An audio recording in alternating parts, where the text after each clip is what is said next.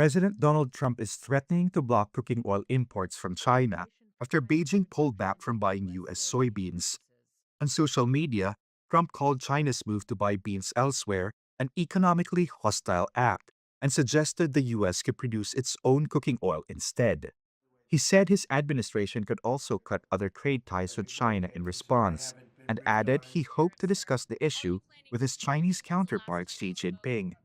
China is the world's largest buyer of soybeans, last year importing $12 billion worth from the US. But it has recently shifted to sourcing from Brazil and Argentina.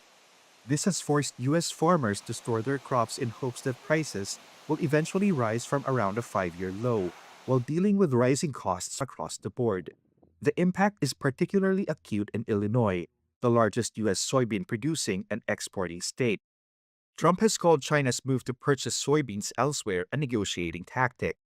Meanwhile, the US is the largest market for used cooking oil from China, importing a record $1.1 billion of the product last year. However, imports of such oil have plunged since Washington imposed tariffs on Chinese goods earlier this year.